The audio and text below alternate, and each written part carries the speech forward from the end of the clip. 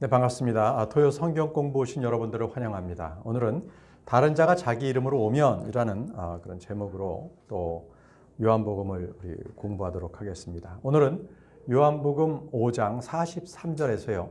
6장 6절까지를 공부하도록 하겠습니다. 먼저 오늘 본문 말씀의 일부를 읽고 시작하겠습니다. 먼저 요한복음 5장 43절에서 47절까지 읽겠습니다. 내가 내 아버지의 이름으로 왔는데 너희가 나를 받아들이지 아니하나 만일 다른 자가 자기 이름으로 오면 너희가 그를 받아들이리라. 너희가 서로 존귀를 받고 오직 하나님으로부터만 나오는 존귀는 구하지 아니하니 어찌 믿을 수 있겠느냐. 계속 읽을게요. 내가 너희를 아버지께 고소하리라고 생각하지 말라. 너희는 고소하는 자가 있으니 곧 너희가 신뢰하는 자 모세니라. 너희가 모세를 믿었더라면 나를 믿었으리니 그는 나에 대하여 기록하였느니라.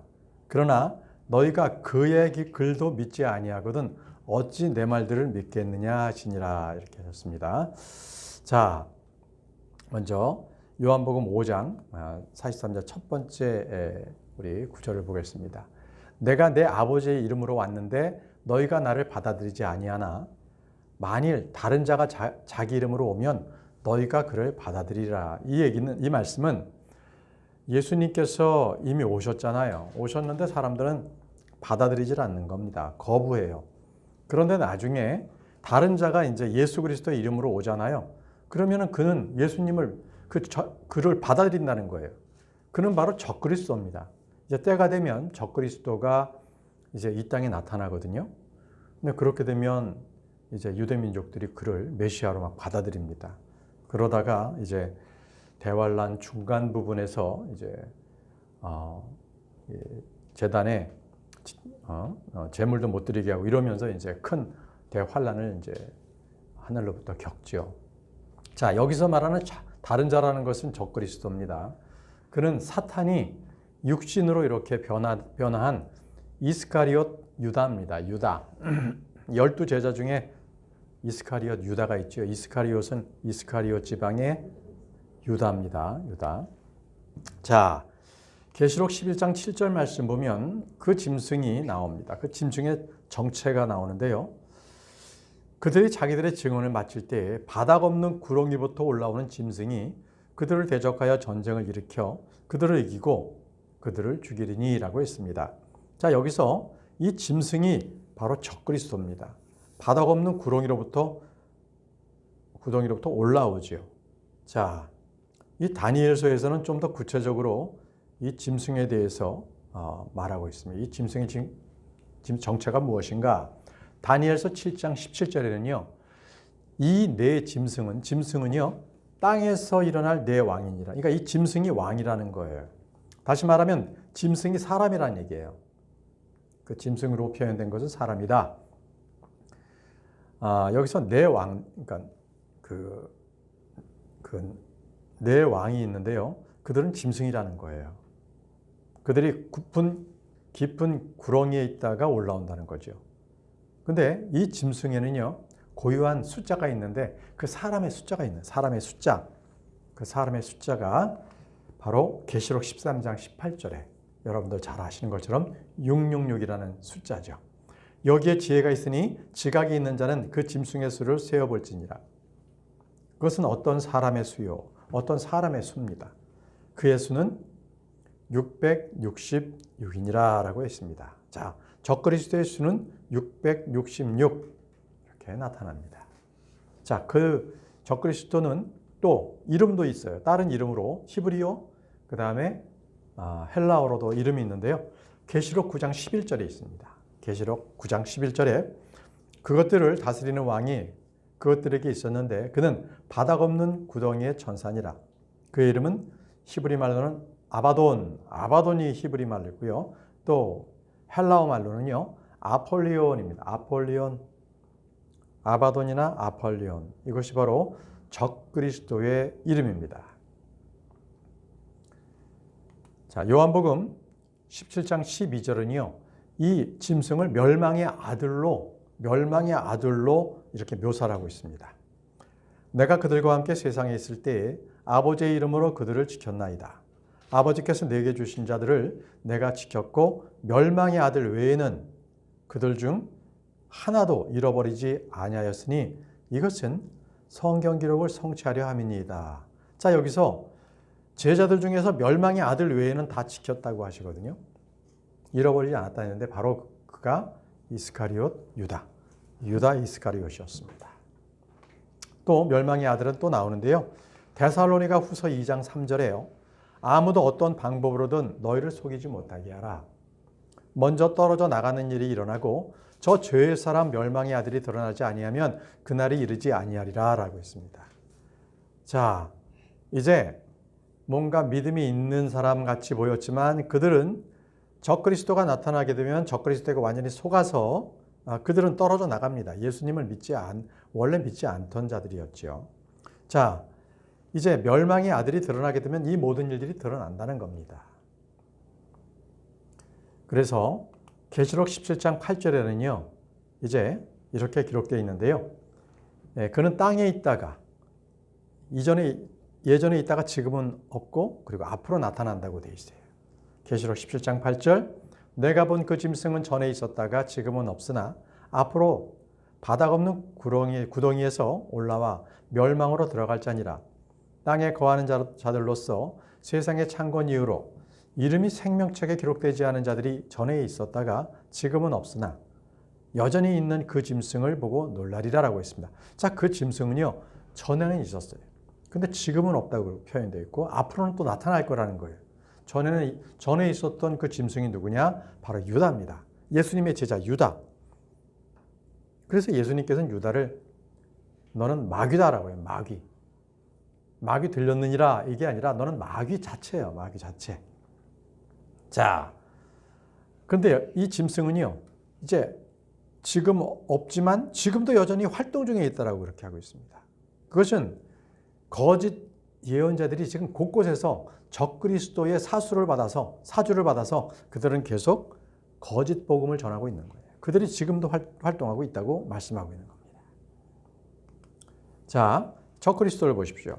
데살로니가 후서 2장 4절에 그는 대적하는 자요 또 하나님이라 불리거나 혹은 경배받는 모든 것 위로 자기를 높이는 자로서 하나님처럼 하나님의 성전에 앉아 자기가 하나님인 것을 스스로 보이느니라. 이 적그리스도는 결코 하나님이 아닌데도요. 그는 예루살렘 성전에 자기가 딱 앉아요. 그리고 자기가 하나님이라고 사람들을 속입니다. 하나님을 속여요. 그러면서 많은 사람들하고 화평의 조약을 처음엔 맺죠. 그러나 이제 3년 반이 지난 뒤에 그는 자기의 완전히 이제 마각을 드러내는 겁니다. 데살로니가 후서 2장 9절에서 10절 말씀을 보시면 그가 오는 것은 사탄의 활동을 따라 모든 권능과 표적들과 거짓 이적들과 불의의 모든 속임수와 함께 멸망하는 자들에게로 오는 것이니 그러니까 적그리스도를 만난다. 그러면 그들은요 거의 멸망으로 가는 자들이에요. 그래서 막 적그리스도가 뭐 권능도 발휘하고 표적도 발휘하고요. 이적과 모든 속임수를 다 쓰기 때문에 적그리스도를 보는 자는 그냥 다 넘어가는 거예요. 애초부터 하나님에 대한 믿음이 없었기 때문에. 근데 우리는 그 자리에 있지 않습니다. 적그리스도가 나타나기 전에 우리는 휴거가 됩니다. 또는 부활되고요. 그러니까 여기서 지금 적그리스도를 보는 자들은 예수님을 믿지 않고 휴거되지 못한 자, 부활되지 못한 자들입니다. 자, 요한복음 7장 70절에서 71절 말씀에 분명히 예수님께서는 이스카리옷 유다를 분명히 마귀라고 말씀하셨어요. 예수님께서 그들에게 응답하시되 내가 너희 12를 택하지 아니하였느냐. 그러나 너희 중 하나는 마귀니라 하시니라. 그분께서는 시몬의 아들 가롯 유다를 가리켜 말씀하셨더라. 그는 곧 12 중에 하나로 그분을 배반하여 넘겨줄 자라. 자, 그분을 배반해서 넘겨줄 자인데요. 그가 바로 이 가롯 유다, 이스카리옷 유다였습니다. 주님께서는 그를 가리켜서 마귀 들린 자다 이렇게 칭하지 않으시고 그 자체가 마귀라는 거예요. 그 얘기는 뭐냐면 마귀인데 사람의 몸을 입고 사람처럼 행세하고 있는 거예요. 지금 유다가. 그러면서도 주님께서는 그를 제자로 받아들이셨어요. 예, 이것도 다 하나님의 말씀을 다 성취하시기 위함입니다. 자, 다시 이제 본문 말씀에 들어가시면은 내가 내 아버지의 이름으로 왔는데 너희가 나를 받아들이지 아니하나 만일 다른 자가 자기 이름으로 오면 너희가 그를 받아들이리라 라고 했습니다. 자, 예수님은 받아들이지 않는 다른 사람이 예수님의 이름으로 오면 받아들인다는 거거든요. 그럼 왜 그럴까요? 그냥 간단합니다. 예수님께서 오셨을 때 예수님께서는 많은 자들에게 그들이 회개하라고 주님께서 하늘의 왕국에 가까이 왔기 때문에 회개하라고 했습니다. 그런데 사람들은요, 자기가 회개하는 것, 자기가 죄가 드러나는 게 싫은 거예요. 예수님을 맞이하는 게 싫은 거죠. 그런 자들이었습니다. 그래서 그들은 회개하는 것, 자기 죄가 드러나는 것은 싫고, 근데 회개하는 것을 얘기하지 않는 다른 신 또는 마귀 이런 걸 쫓아다니는 거예요. 지금 이 시대도 마찬가지입니다. 우리가 복음을 들고 예수 그리스도를 증거할 때 많은 사람들은 싫어해요. 조롱합니다. 왜 그럴까요? 그러므로 자기 죄가 드러나기 때문에. 회개하라고 하니까 싫은 거예요. 그러나 그들은 다른 종교 또는 마귀들을 쫓아다닙니다. 이유는 뭐겠어요? 우상들과 마귀는요, 결코 회개하라는 말을 안 해요. 그렇기 때문에 그들은 예수님을 쫓지 않고 다른 우상들을 쫓는 겁니다. 예수님은 어떤 분이신지 한번 볼까요? 이사야 53장 3절에요. 예수님을 말씀하시는데 그는 사람들에게 멸시를 당하고 거부되었으며 슬픔의 사람이요 고통을 잘 아는 자라. 우리는 그를 피하는 것 같이 우리의 얼굴을 감추었으며 그는 멸시를 당하였고 우리는 그를 귀히 여기지 아니하였도다. 바로 이거예요. 사람들은요, 누구나 할 것 없이 예수님을 피해 다녔어요.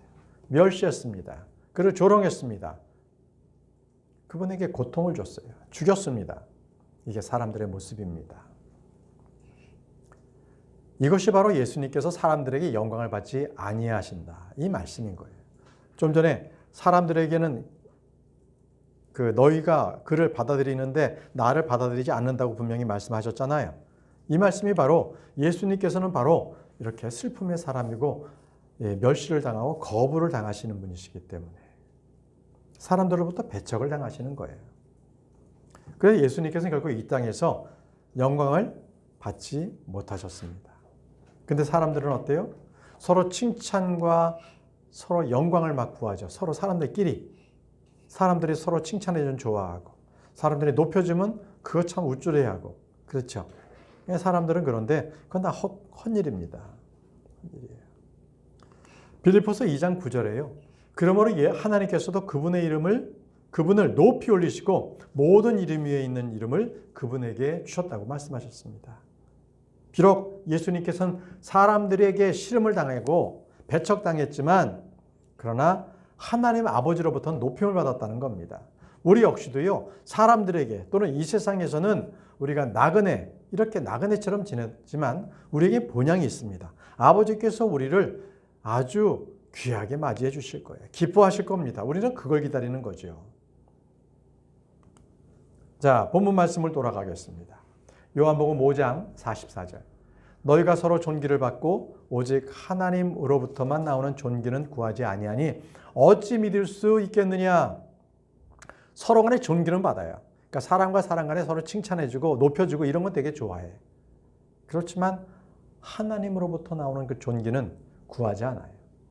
왜요? 아까 말씀드렸죠? 하나님께로 나아가려면 먼저 자기 죄를 회개해야 되니까 그게 싫은 거예요. 네. 그러니까 하나님께 나오지 않는다는 겁니다. 자, 세상과 친구된 자가 하나님과 친구될 수 없다라는 말씀 야고보서 4장 4절에 나와 있습니다. 너희 가늠하는 남자들과 가늠하는 여자들아 세상과 친구가 되는 것이 하나님과 원수되는 것인 줄 너희가 알지 못하느냐. 그러므로 누구든지 세상의 친구가 되고자 하는 자는 하나님의 원수가 되느니라. 세상의 친구가 된다. 세상과 타협한다. 그는 바로 하나님의 원수입니다. 그렇기 때문에 자기가 죄인임을 인정하고 하나님 앞에 회개하고 무릎 꿇고 세상을 포기하지 않으면 그는 주님께 인정받을 수 없습니다. 그는 하나님을 믿을 수가 없는 거죠. 고린도후서 10장 12절에는요. 사람들의 모습이 나오죠. 고린도후서 10장 12절. 우리는 자기 자신을 추천하는 자들과 감히 한패가 되거니와 혹은 그들과 우리 자신을 비교하지 아니하노라. 오직 그들은 자기들을 기준으로 자기들을 판단하며 자기들 가운데서 자기들을 비교하니 지혜가 없도다. 이 얘기는 뭐냐면요.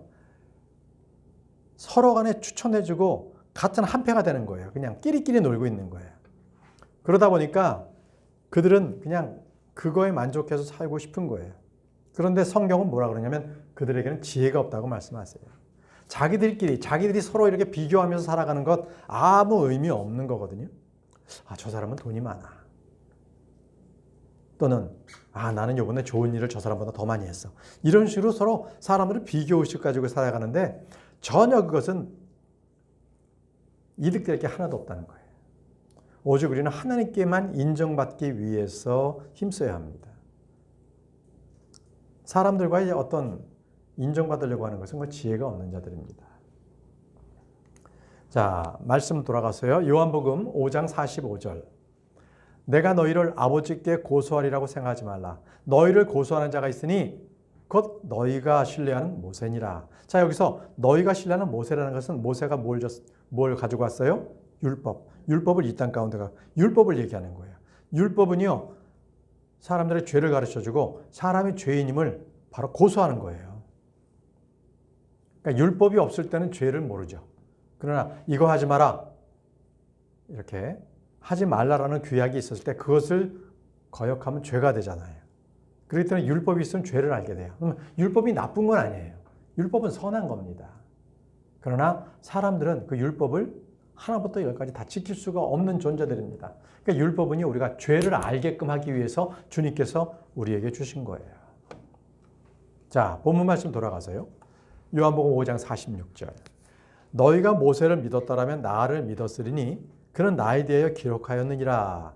자, 모세 오경이라든지요. 이 구약의 많은 예언자들이 기록한 것을 보게 되면 거기에는 다 예수님의 예표가 나옵니다. 아담도 예수 그리스도의 예표였고요. 아벨도 마찬가지였어요. 그는 피를 흘려서 제일 먼저 죽었죠. 네. 이삭도 마찬가지고요. 요셉도 예수님의 예표입니다. 출애굽기를 보시면 6월절 어린 양 나오는 거, 네, 당연히 예수님을 예표하고 있고요. 또 광야에서 이스라엘 백성들이 불평했을 때 불뱀이 와서 물었고 또 많은 사람들이 죽었죠. 그때 하나님께서 놋뱀을 만들어서 높게 장대 위에 세우라고 했습니다. 그 놋뱀을 보는 자마다 살리라. 그렇습니다. 예수님의 예표입니다. 높이 달린 예수 그리스도의 그 십자가, 그 십자가를 바라보는 자들은 다 구원을 얻습니다. 그래서요, 이 모세의 말이라는 것은 모세가 기록한 이 말씀들을 우리가 믿으면 예수님을 믿지 않을 수 없다라는 거죠. 그래서 모세는 이렇게 말했습니다. 신명기 18장 15절 말씀에 주 내 하나님께서 내 한가운데에서 곧 내 형제들 중에서 나와 같은 예언자 하나를 너를 위하여 일으키리니 너희는 그의 말에 귀를 기울일지니라 라고 했습니다. 나와 같은 예언자라는 것은 예수 그리스도를 말합니다. 모세는요, 예수님께서 오실 것을 미리 예언한 예언자입니다. 또요, 이렇게 기록된 말씀을 또 모세는 이렇게 말했습니다. 신명기 18장 18절에서 19절에 내가 그들의 형제들 가운데서 너와 같은 예언자 하나를 그들을 위하여 일으키고 내 말들을 그 입에 두리니 내가 그에게 명령할 모든 것을 그가 그들에게 말하리라. 누구든지 그가 내 이름으로 말할 내 말들에 귀를 기울이지 아니하면 내가 그에게 그것을 요구하리라. 자, 이처럼 모세는 예수 그리스도에 관해서 미리 기록해 놨어요. 나와 같은 예언자 하나를 너희들을 위해서 다 일으켜 놓을 것이다. 그의 말을 들으라는 거죠. 그의 말을 들어라. 그렇지 않을 때는 바로 너희들에게 바로 그것들을 요구하겠다라고 기록해 놓았어요. 본문 말씀 돌아가겠습니다. 요한복음 5장 47절입니다. 그러나 너희는 그의 글도 모세의 글도 믿지 아니하거든 어찌 내 말을 믿겠느냐 하시니라. 모세의 말도 믿지 않는데 어떻게 예수님의 말을 믿을 수가 있겠느냐라는 거예요. 왜요? 유대인들은 모세의 그 율법 철칙같이 지키는데 그럼에도 그들은 그 믿음이 없었던 거예요. 그 모세가 기록한 그 글들을 믿지 않았던 거예요. 그저 그냥 행위로만 보였던 거죠. 그래서 예수님께서는 바로 그렇게 믿지 않는 자들을 어리석은 자라고 책망하셨어요. 누가복음 24장 25절에서 27절에요. 자, 이 말씀은 엠마오로 이렇게 가는 두 제자들이 바로 예수님께서 이제 죽으시고 부활하신 그 상황들을 서로 대화를 하다가 부활하신 예수님을 만난 거예요. 그리고 예수님께서 이제 그들의 믿음 없음을 보시면서 모세오경과 여러 예언서들을 설명을 하셨죠. 그것이 바로 다 예언되어 있는 예수 그리스도의 그러한 예언된 글이다라는 거죠. 자, 누가복음 24장 25절에서 27절을 읽겠습니다. 이에 그분께서 그들에게 이르시되 오 어리석고 예언자들이 말한 모든 것을 마음에 더디 믿는 자들이여 믿지 않는 거예요. 예수님께서 부활하신다는 것이 이미 기록되어 있는데 안 믿는 거예요. 그러니까 이제 예수님께서 부활해서 이제 구약 성경을 이렇게 다 그 글로써 그것을 시작해서 다 설명해 주신 거죠. 그리스도가 이런 일들로 고난을 당하고 자기의 영광에 들어가야 함이 마땅하지 아니하냐 하시고 모세와 모든 예언자들의 글에서 시작하여 모든 성경 기록들에서 자기에 관한 것들을 그들에게 풀어 설명해 주시니라. 그들에게 성경 기록들을 쫙 풀어서 그들에게 엠마오로 가는 그 두 제자들에게 다 설명해서 그들이 깨우치죠. 구약에 있는 예수 그리스도에 대해서 깨닫게 됩니다. 또 보십시오. 이 누가복음 16장에는 이 지옥에 간 부자에 대한 실진 사례가 이렇게 적혀 있습니다. 누가복음 16장 28절에 31절에 내게 5 형제가 있사오니 그가 그들에게 증언하여 그들 또한 이 고통받는 장소로 오지 않게 하소서 하거늘 아브라함이 그에게 이르되 그들에게 모세와 예언자들이 있으니 그들이 저들의 말을 들을 것이니라 하며 여기서 지금 아브라함이요 지옥에 있는 부자에게 그렇게 얘기합니다. 부자는 혹시라도 저기 아브라함의 품에 있는 거짓 나사로를 자기 형제들에게 좀 보내면 그들이 나사로를 보고 죽었다가 다시 일어났으니까 믿지 않겠느냐라고 했을 때 아브라함이 뭐라고 하셨냐면 그들에게 모세와 예언자들이 있다니 그 글이 있으니까 그 글을 믿지 않으면 살아났다 해도 믿지 않는다라고 한 것이죠. 그가 이르되 아니니이다 아버지 아브라함이요 만일 어떤 사람이 죽은 자들로부터 그들에게 간다면 그들이 회개하리이다 하니 그가 그에게 이르되 그들이 모세와 예언자들의 말을 듣지 아니하면 비록 어떤 사람이 죽은 자들로부터 일어날지라도 그들이 설득되지 아니하리라 하였느니라 하시니라. 예. 아무리 기적과 이적 죽은 사람이 뭐 이렇게 살아 일어나도 결코 말씀에 기록된 것으로 믿지 아니하면 다른 이적으로는 믿을 수가 없다는 거예요. 그럼 믿음을 줄 수 없다라는 거죠. 자, 이제 요한복음 5장을 마치고요. 이제 요한복음 6장으로 넘어가겠습니다. 요한복음 6장 1절에서 6절 말씀까지 오늘 공부할 건데요. 자, 본문 말씀을 제가 먼저 읽겠습니다. 이 일들 뒤에 예수님께서 갈릴리 바다 곧 디베랴 바다 건너편으로 가심에 큰 무리가 그분을 따르니 이는 그분께서 병든 자들에게 행하신 기적들 즉 그분의 기적들을 보았기 때문이더라. 예수님께서 산에 오르사 자기 제자들과 함께 거기 앉으셨는데 유대인들의 명절인 유월절이 가까이 왔더라. 예수님께서 눈을 들어 큰 무리가 자기에게 오는 것을 보시고 빌립에게 이르시되 우리가 어디에서 빵을 사서 이들을 먹이겠느냐 하시니 그분께서 이렇게 말씀하신 것은 친히 행하실 것을 아셨으므로 그를 시험하고자 하심이더라. 자, 이제 주님께서는 이제 갈릴리 바다 건너편으로 쫙 건너가셔서 이제 거기서 오병이어의 기적을 이제 이렇게 나타내시는 거거든요. 이제 요한복음 6장 1절을 한번 보겠습니다. 요한복음 6장 1절. 이 일들 뒤에 예수님께서 갈릴리 바다 곧 디베랴 바다 건너편으로 가시매라고 했습니다. 디베랴 바다 건너편. 자, 이 성경에서는요. 하나의 지명이나 인명이 여러 이름으로 나타나기도 합니다. 여기서 디베라 바다라고 하는 것은요, 게네사렛이라고도 하고요. 민수기에서는 긴네렛 해변이라고도 합니다. 그러니까 갈릴리 바다를 디베라 바다라고도 부르고 또 게네사렛이라고도 부르고 그리고 긴네렛 그리고 여호수아에서는 긴네롯 바다 이렇게 여러 지명으로 불립니다. 그래서 성경이 잘못됐다라고 이렇게 지적하는 사람들에 보면 이렇게 말씀이 하나의 지명, 하나의 인명이 여러 가지 이름으로 불리는 것을 그들은 모르기 때문에 이거 잘못 기록됐다 이렇게 얘기하는데 우리는 성경 기록을 통해서 같은 지명과 인명임을 아는 것이죠. 요한복음 6장 2절입니다. 큰 무리가 그분을 따르니 이는 그분께서 병든 자들에게 행하신 기적들 곧 그분의 기적들을 그들이 보았기 때문이더라. 그분의 기적들을 그들이 보았기 때문에 예수님을 따르는 거예요. 이게 사람이죠. 예수님을 따를 때 믿음으로 따라야 되는데 뭔가 기적을 행하면 뭔가 주님께서 나에게 잘해주시면 먹을 걸 주시면 따라가는 사람들 그런 사람들은 곧 믿음에서 멀어진다는 거예요. 그렇기 때문에 예수님을 믿는다는 것은 그분의 말씀을 온전하게 믿고 따르지 않으면 바로 이렇게 성경처럼 기록이 됩니다. 그들이 예수님을 따른 것은 기적을 보았기 때문이더라라고 딱 그들을 지적하시잖아요. 자, 다음 구절입니다. 요한복음 6장 3절에서 4절. 3절에서 4절 말씀입니다. 자, 예수님께서 산에 오르사 자기 제자들과 함께 거기 앉으셨는데 유대인들의 명절인 유월절이 가까이 왔더라. 자, 요한복음에서는 이 유월절이요 4번 나와요. 그래서 그 4번 나오는 상황 이렇게 과정을 보면서 우리는 예수님께서 3년 반을 공생애를 하셨구나라는 것을 우리가 알게 되는 거죠. 자, 이제 여기서는 지금 3번째 유월절을 지금 맞이하고 있는 겁니다. 3번째 유월절.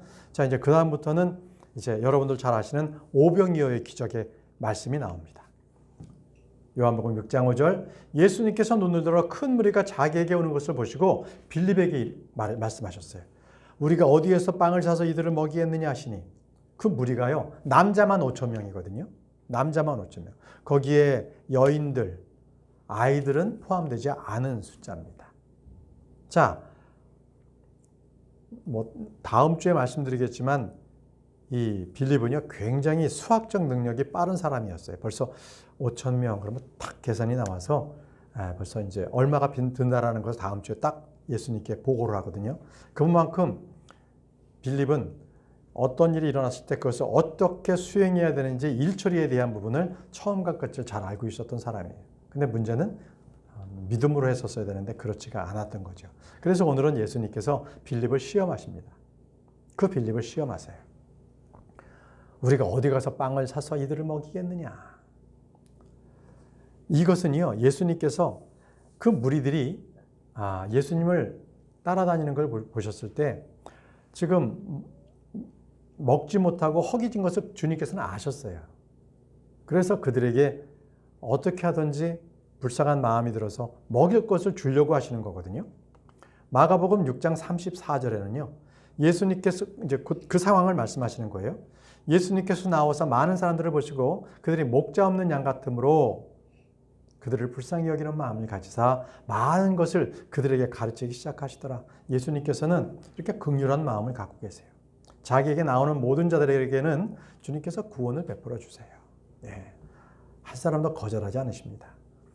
마태복음에는 그 상황을 이렇게 지금 기록합니다. 그때는 저녁이었다라고 하는 것입니다.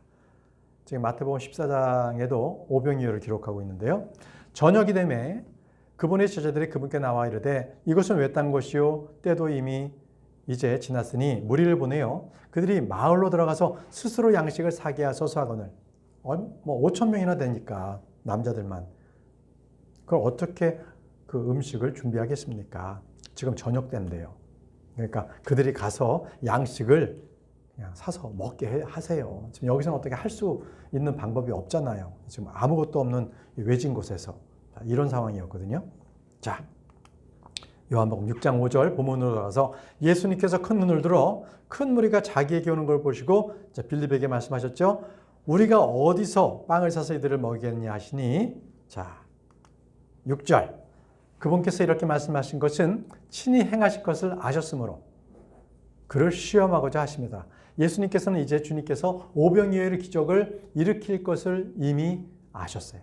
그럼에도 빌립을 시험하기 위해서 빌립에게 묻는 거예요. 어떻게 하면 이들을 먹일 수 있겠느냐?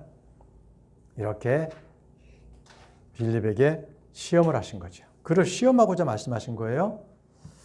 자, 그런데 말이죠. 여기서 이제 우리는 여기까지 좀 하고 마칠 텐데요. 빌립이 지금 시험을 당했다고요? 그러면 저와 여러분도요, 믿음 생활하면서 결코 평탄치 않아요. 믿음 생활하시면서도요, 예수님을 믿지 않을 땐 죄를 지을 수 있어요. 그리고 믿는 자라 할지라도요, 마귀에게 완전히 먹힙니다. 그래서 마귀가 울부짖는 사자같이 막 부르짖고 먹을 자를 찾는다는 게 바로 형제들, 성도들을 찾는 거예요. 그럼 믿지 않는 자들은 가만 놔둬도 돼요. 그들은 원래 이미 밥이 되었으니까. 그러니까 성도들을 계속적으로 노려보면서 그들에게 틈이 보이면 마귀가 달려든단 말이죠. 지금 그 시험마저도 하나님께서는 인정하신 거예요. 마귀에게 시험해라. 이유는 우리의 유익을 위해서. 시험을 받을 때요, 여러분 결코 그것을 불행해하거나 슬퍼하지 마세요. 그 시험을 통해서 우리는 더 내가 하나님께 나아갈 수 있는 그런 겸손함을 갖게 돼요. 내가 무엇을 잘못했나? 내가 어떤 일이 문제가 있기 때문에 주님께서 이렇게 나에게 이런 어려움을 주시지? 이렇게 본인을 뒤돌아봐야 돼요. 그게 올바른 믿음의 자세입니다. 네. 욥이 그랬잖아요. 전 재산 다 잃고 아이들 다 잃고 그랬을 때 그는 결코 하나님을 욕하지 않았어요. 내가 왜 이렇게 되었는지 그가 다시 한번 낮아져서 결국은 하나님을 찾죠. 그래서 하나님으로부터 그는 다시 의로운 자, 다 모든 것이 다 회복이 됩니다. 회복이 되는 거죠. 자, 이제 이 시험 받는 자 어떻게 해야 되는 것인가? 시편 43편 5절 말씀해요. 시험을 당할 땐 이렇게 하십시오. 오 내 영혼아 어찌하여 내가 낙심하느냐? 혼이 낙심할 필요가 없다는 거예요. 어찌하여 내가 내 속에서 불안해하느냐? 시험 당해도 불안하지 말라는 거예요. 어떻게 하라고요? 하나님께 소망을 두라. 하나님께 소망을 두라. 내 얼굴이 건강이요 내 하나님이신 그분을 내가 여전히 찬양하리로다. 비록 내가 시험을 당하고 어렵고 굉장히 지금 난처한 상황에 지금 빠져 있다 할지라도 주님을 굳게 붙잡으시고 그분 안에서 소망을 가지세요. 그랬을 때 우리는 그 시험을 이길 수 있는 힘을 주님으로 또 공급받습니다. 결코 하나님께서는요, 나에게 시험이 있었을 때 그것을 시험을 없애주지 않아요. 도리어 그 시험을 통해서 내가 이길 수 있도록 주님께서 공급해 주시는 힘을 주신다는 거죠. 그래서요, 여러분 가운데 지금 어려움이 있습니까? 그럼 전능하신 주님께 나오십시오. 여러분들이 지금 시험을 당하여서 어찌할 줄 모르고 있어요? 그러면 풍성하신 은혜가 있는 그분께 나오십시오. 그러므로 우리가 시험을 당할 때 더욱더 주님을 의지하시는 저와 여러분들이 되기 바랍니다. 기도하고 마치겠습니다.